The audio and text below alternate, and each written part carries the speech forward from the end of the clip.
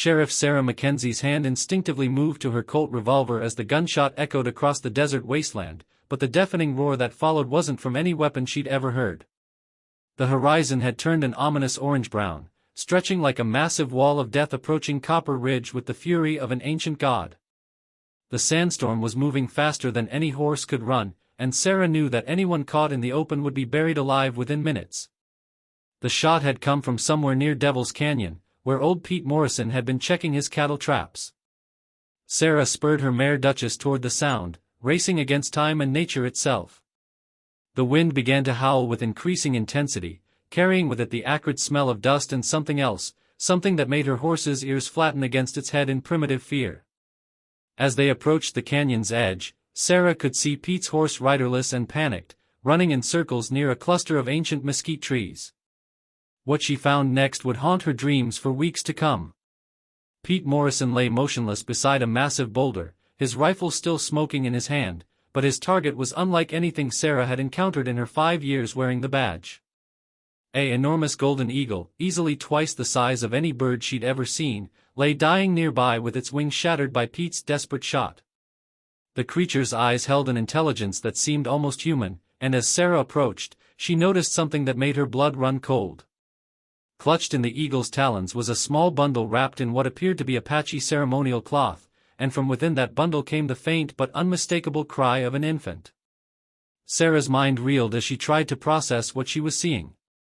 Eagles didn't carry human babies, yet here was evidence that defied everything she thought she knew about the natural world. The great bird's breathing was labored, and with each exhale, it seemed to be trying to push the bundle toward Sarah, as if understanding that its mission was nearly complete. The wall of sand was now less than a quarter-mile away, moving with the speed of a locomotive and the violence of a biblical plague. Sarah had perhaps 3 minutes before the storm would engulf them all, turning day to night and making survival nearly impossible. She knelt beside the dying eagle and carefully extracted the bundle from its grip. The bird's eyes followed her every movement, and when their gazes met, Sarah felt a connection she couldn't explain, as if the creature was passing some ancient responsibility to her. Inside the cloth was indeed a human infant, no more than a few weeks old, with the distinctive features of Apache heritage and skin that seemed to glow with an otherworldly warmth despite the approaching storm. The baby's eyes were open and alert, showing no fear despite the chaos surrounding them.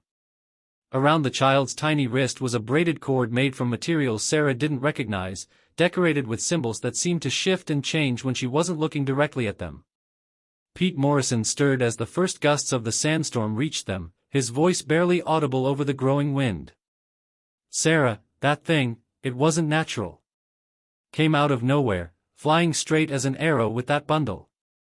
I thought it was attacking, but now I see." His words were cut short as a violent coughing fit overcame him, blood speckling his lips. "The old stories, Sarah. My grandmother used to tell them. About the great eagles that served as messengers between worlds." Sarah helped Pete to his feet, supporting his weight as they stumbled toward the shelter of a nearby rock overhang. The baby remained remarkably calm throughout the ordeal, its dark eyes seeming to take in everything with an awareness that unsettled Sarah deeply. As they pressed themselves against the stone wall, the full fury of the sandstorm struck with the force of 1,000 demons unleashed from hell itself. The world disappeared in a chaos of screaming wind and stinging sand that felt like being trapped inside a tornado made of razors. Sarah pressed the infant against her chest, using her own body to shield the child from the worst of the assault while Pete huddled beside them, his breathing growing more labored by the minute. Through the madness, Sarah could swear she heard voices calling out in a language she didn't understand, though whether they came from the storm itself or from her oxygen-starved mind, she couldn't tell. Hours seemed to pass before the storm finally began to subside, though Sarah's pocket watch indicated it had been less than 30 minutes. As the dust settled and visibility slowly returned, she emerged from their shelter to find a landscape transformed beyond recognition. The great eagle lay where they had left it, but something had changed. The bird's body seemed to be dissolving into the sand, leaving behind only a perfect circle of golden feathers that glowed with their own inner light. Pete was in no condition to ride, his injuries from the fall more severe than Sarah had initially realized. She fashioned a makeshift stretcher using her bedroll and some dead branches, but the journey back to Copper Ridge would be slow and treacherous with an injured man and a mysterious infant in tow. As she prepared to move Pete, the baby began to cry for the first time since she'd found it, and the sound was unlike anything she'd ever heard. It wasn't the typical wail of a distressed infant, but something that seemed to carry across the desert with an otherworldly resonance. The cry was answered by another sound that made Sarah's blood freeze in her veins. From somewhere in the distance came a haunting melody, sung in voices that seemed both ancient and timeless. The Apache death chant was something she'd heard before during her years on the frontier, but this version carried harmonies that spoke of loss beyond human understanding. Someone, somewhere, was mourning the great eagle, and Sarah realized that her rescue of the infant had set in motion events that would change everything she thought she knew about the relationship between the natural and supernatural worlds. As they began their slow journey toward Copper Ridge, Sarah noticed that the baby's strange bracelet seemed to pulse with its own rhythm, matching the distant singing perfectly. The child had stopped crying and now watched the sky with an intensity that suggested it was waiting for something. Sarah followed its gaze and saw what looked like storm clouds gathering on the horizon, but these clouds moved in patterns that defied meteorological explanation, swirling and dancing as if responding to some unseen conductor. The questions multiplied with each step toward town. How had an eagle, no matter how large, been able to carry a human infant across the desert? Where had the child come from, and why had it been entrusted to such an unlikely messenger? Most disturbing of all, why did Sarah feel as though she was being watched by unseen eyes that held knowledge of secrets she was only beginning to glimpse? The Apache bracelet continued its rhythmic pulsing, and with each beat, Sarah felt herself being drawn deeper into a mystery that would challenge everything she believed about the nature of reality itself. The sun was setting behind the adobe buildings of Copper Ridge when Sarah finally guided her weary horse down Main Street, Pete Morrison secured on the makeshift stretcher behind her and the mysterious infant cradled carefully in her arms.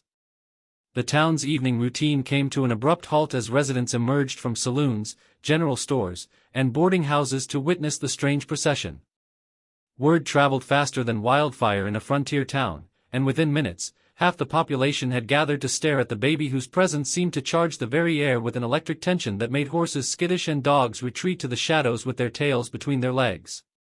Doc Henley rushed from his clinic to examine Pete, but his attention was immediately drawn to the infant whose dark eyes seemed to follow his every movement with an unsettling intelligence. As the doctor's weathered hands reached toward the child, the Apache bracelet began to glow with a soft golden light that made everyone step backward in alarm. Sarah felt the baby's tiny fingers grip her badge with surprising strength, and for a moment, she could have sworn she heard whispers in a language that predated any human settlement in the territory. Mayor Cornelius Blackwood pushed through the crowd, his face flushed with the indignation of a man who prided himself on maintaining order in his domain. The sight of Sarah carrying what was obviously an Apache child through the heart of their respectable community sent his blood pressure soaring to dangerous levels. Copper Ridge had been built on the promise of civilization conquering the wilderness, and the presence of anything that reminded residents of the indigenous peoples they had displaced was not welcome in his carefully constructed world. The baby chose that moment to emit the same otherworldly cry that had summoned the death chant in the desert, and the sound reverberated off the buildings with such power that several windows cracked spontaneously. The crowd gasped and pressed backward, but Sarah noticed something else that chilled her to the bone.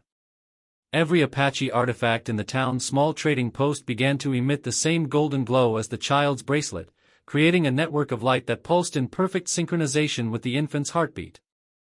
Martha Hendricks, the town's self-appointed moral authority, stepped forward with her usual mixture of curiosity and disapproval.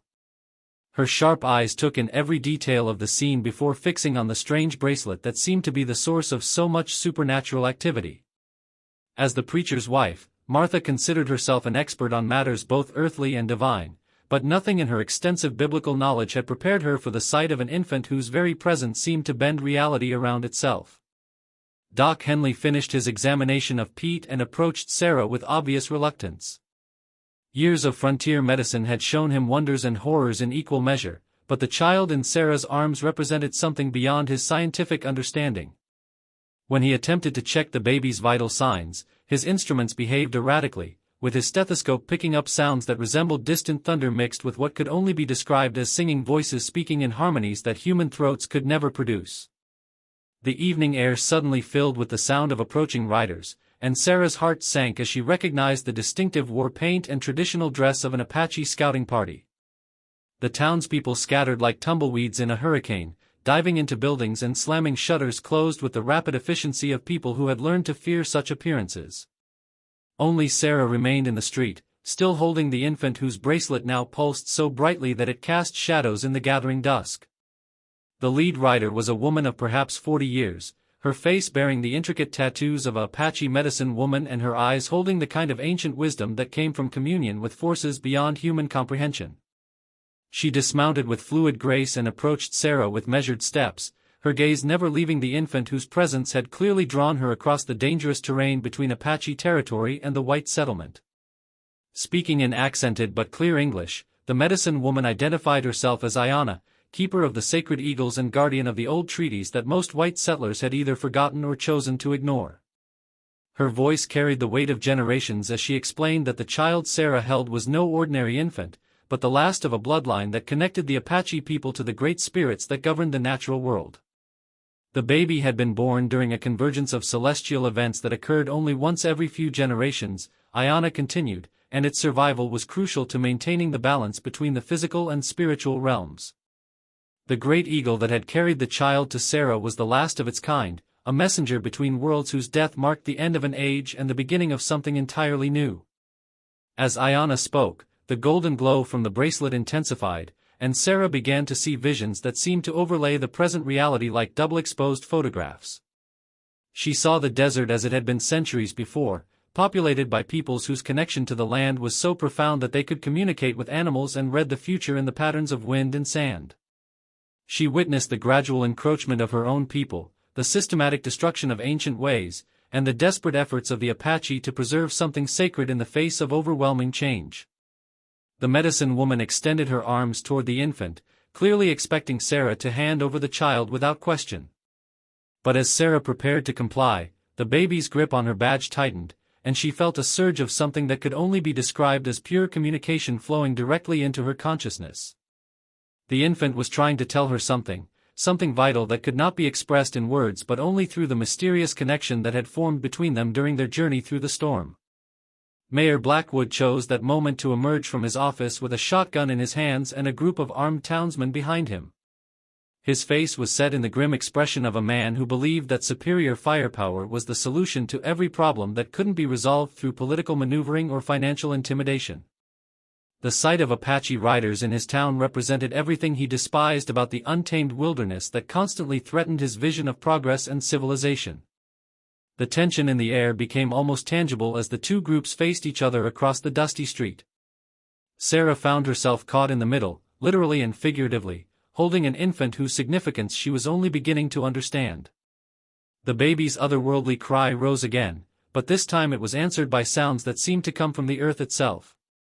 The ground beneath their feet began to vibrate with a rhythm that matched the pulsing of the bracelet, and in the distance, storm clouds that had no business existing in the clear desert sky began to gather with unnatural speed. Ayana raised her hand in a gesture that was both warning and supplication, her voice taking on the cadence of ritual as she began to chant in her native tongue. The words seemed to have physical weight, pressing down on everyone present with the force of ancient power being awakened after years of slumber. The baby responded to the chanting by raising its tiny arms toward the darkening sky, and the bracelet's glow expanded to encompass its entire body in a cocoon of golden light. Sarah realized with growing alarm that she was witnessing the prelude to something that would forever change not just Copper Ridge, but the entire relationship between the Apache people and the white settlers who had claimed their ancestral lands. The infant in her arms was somehow the key to a power that neither side fully understood, and her decision about what to do next would determine whether that power would be used for healing or destruction. The storm clouds continued to gather overhead, rotating in patterns that defied natural explanation and occasionally illuminated by flashes of lightning that struck upward from the earth rather than down from the sky. The baby's eyes reflected that strange lightning, and Sarah found herself wondering if she was holding a human child at all, or something far older and more powerful that had merely chosen to wear human form for purposes she couldn't begin to imagine.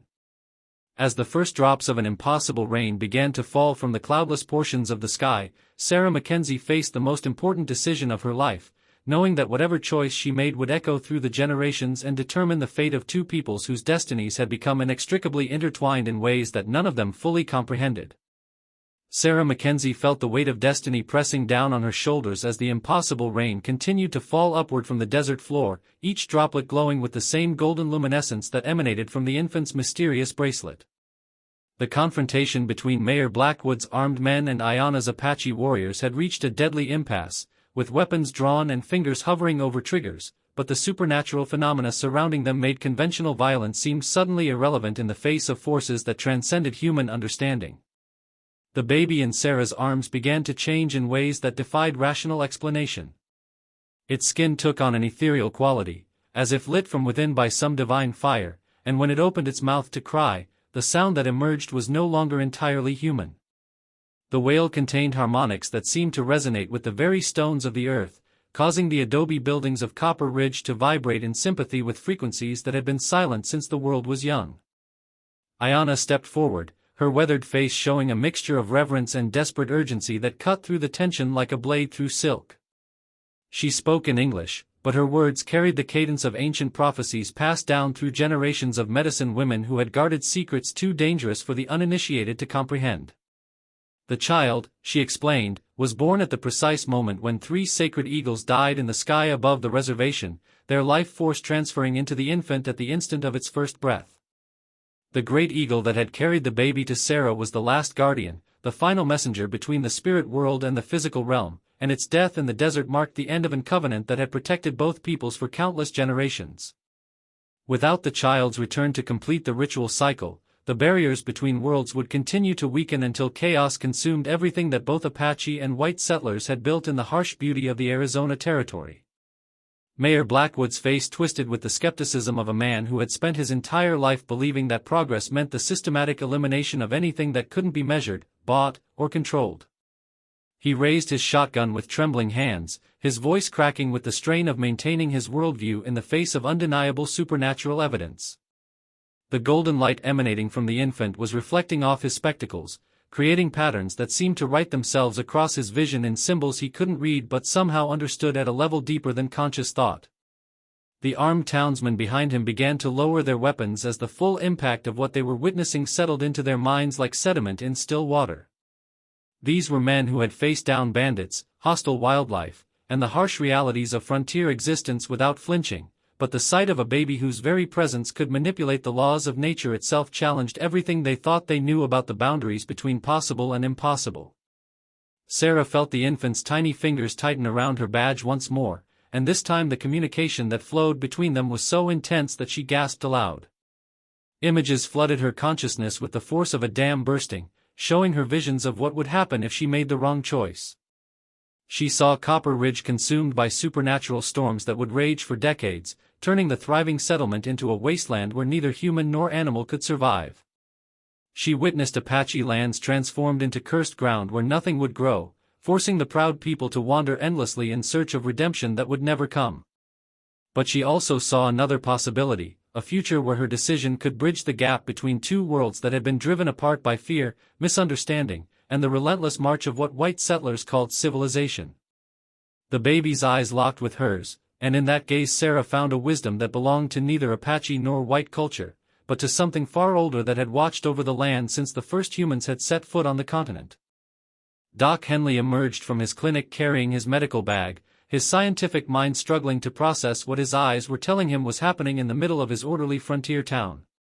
As he approached the group, his instruments began to behave even more erratically, with his thermometer registering temperatures that fluctuated wildly and his compass spinning like a child's top. The baby turned its attention to the doctor, and for a moment the golden glow intensified to such a degree that everyone present had to shield their eyes.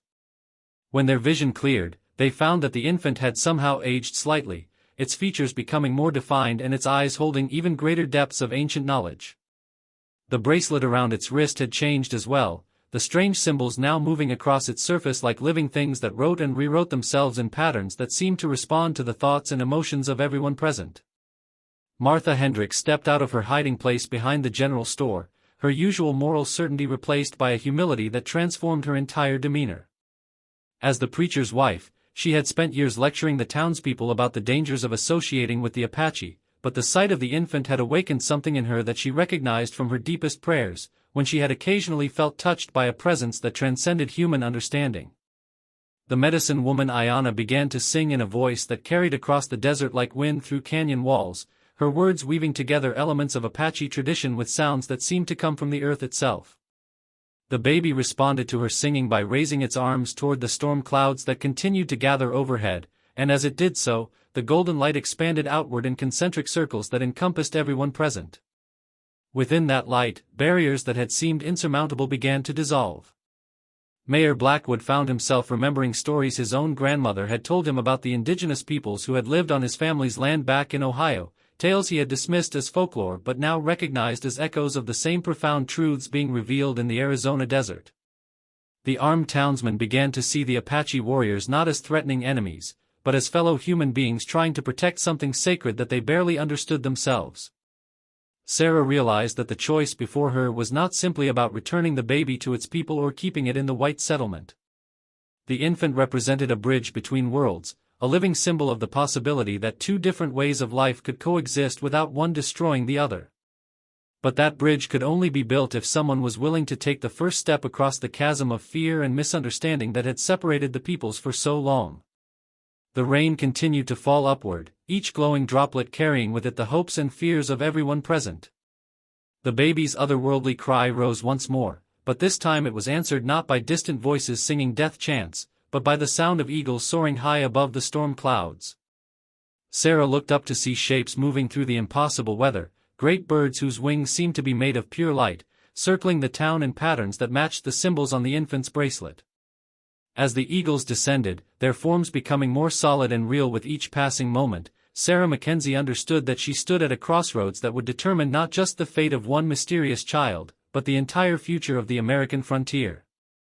The decision she made in the next few heartbeats would echo through history, shaping the relationship between cultures and determining whether the march of progress would continue to leave destruction in its wake, or whether it might be possible to build a future that honored both the dreams of settlers and the sacred traditions of those who had called this land home since time immemorial.